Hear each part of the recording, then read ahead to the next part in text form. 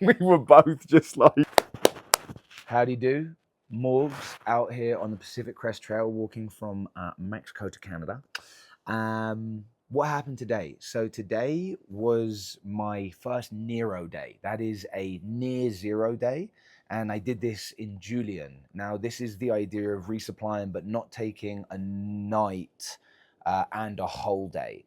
So what happened with this Nero day? So yesterday, as I said, Liminal and Skidoo and I, we came off, we camped on the side of the trail, and we all agreed. I've been meditating every morning, and it's been phenomenal for me and continuing my practice. And these guys are super intrigued about my meditation, have done their own meditation in their time. So we were all kind of inspired to wake up and do a meditation together. So we all wake up, we gather ourselves a little bit.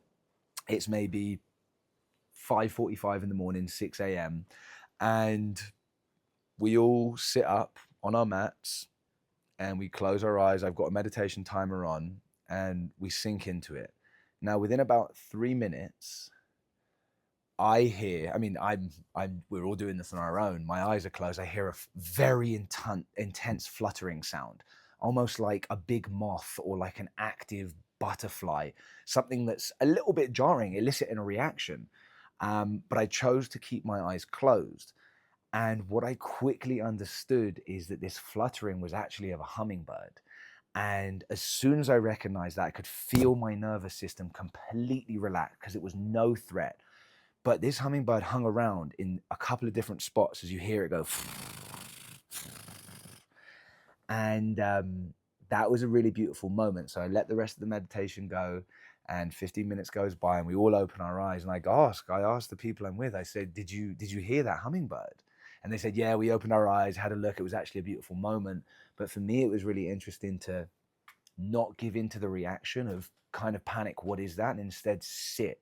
And that's one of the beautiful things about meditating within nature is you have those opportunities to trust your environment around you. Now, let me just clarify on the flip side of this, I definitely did meditate the other day and I got 3 mosquito bites on my face. So, it's kind of a give and a take.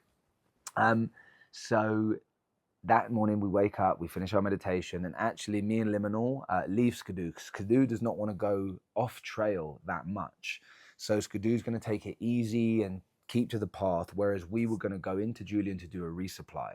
So we walk down maybe about 2-3 hours. We get to where the scissor crossings area is, which is quite low now, and actually without this weather front that's been coming in is usually like 35 degrees Celsius, 110 Fahrenheit, maybe 100 Fahrenheit. And instead we have cloud cover and we've got wind. So it's actually like a really good temperature. Here we go, day 5. We've come down towards scissor crossings, which is usually really, really hot, but it's actually windy now. As you can see, there's clouds in the sky as the storm front comes in. It's kind of desert now. You can see here, we've got some cacti. The yuccas have turned into agaves, as you can see kind of behind those tall ones there. And we're just waiting to make our way into Julian. So yeah, see there? So we come to the road crossing and there is a mother dropping off her son. And it's clear the son's about to get back on the PCT. And we look over and the son's like, you guys going to Julian? We were like, yeah. He's like, my mom can take you. And he turns around and he starts chatting to her in Chinese. And the mum just kind of starts beaming like, okay, I'll take you. Now she has a Tesla. And this Tesla is maybe black on the outside, but we can very clearly see that the interior of this Tesla is brand new white. We were both just like, are we about to get into that car? Because we are filthy. Sure enough, we get in. She doesn't really care. I went to like press one of the hooks at the top and realized I immediately left a finger smudge on this goddamn hook. And I was like, I'll keep that to myself. So this lovely woman takes us up to Julian and we get into town. Julian is super cute. It looks like a pioneer town that they managed to keep as a movie set. And we already knew that if we showed our PCT permit at one of the pie shops, Mom's Pie Shop, then we get free pie and a free coffee. So that was our first stop. We went there, got some of that sugar hit, and then we did a little bit of shopping, food shopping, understood what we needed to get. And the next thing was some food. Let's go get some like good savory food in us so that we can like feel better. And we went to a little bit of a bougie Mexican place, but the main thing was just like a pot of guacamole, some fresh salsa, a little salad with some beans, just like some good fresh stuff, you know? And we ate, we feasted, we had a good time. And by this point, we'd understood we would actually be staying the night in a place called Shelter Valley, and they've got an RV campground there. They do cheap offers for PCTers. There's laundry, and there is laundry and toilets and showers because we are filthy. So we organize a shuttle for 5 o'clock.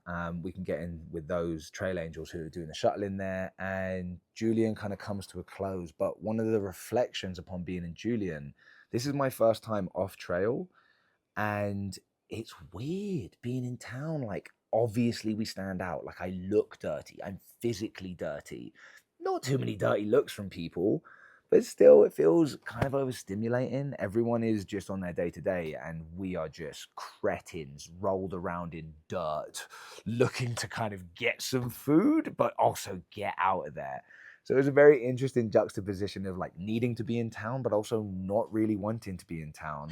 And one of our other tramleys could do, you know, we've got the information that he's like, yeah, no, you guys do you. Like, I don't want to be in town. And we're like, oh, I get it. So 5 o'clock comes rolling round. We've got all the stuff we need. We go to this Shelter Valley RV park, and oh my God, there was a very over charismatic man like signing us in. It was like, I mean, am I gonna do an impression? He's like, hey there, how are you doing? Very nice to have you. What would you like? And it wasn't like, it wasn't authentic. There was just no break in it. It was completely rehearsed. And I was like, look, dude, do a campsite, please. I'm tired. And so I went and set up camp. And as I'm setting up camp, we can see this weather front coming in, and it's windy as hell. And so I was setting this tent up. It's my first time setting my tent up, actually, which, with the reflection, was fantastic. I got the first bit of privacy I'd had in a long time, and I actually slept like a log, just out like a click. And but I digress because when we got to the RV campsite, it's windy as hell. We do a laundry. This is first laundry for some people, so Liminal has just found a garbage bag that she's kind of draped over herself while everything's being washed. And yeah, we wash stuff. We hang out in the laundry room because that's what you do as like a hiker. You know, you just hang out where your things are happening, charge some juice on the phone, and that was our night pretty much. Some people had some beers, and I just tucked up and got one of the best night's sleep I had on the whole trail so far.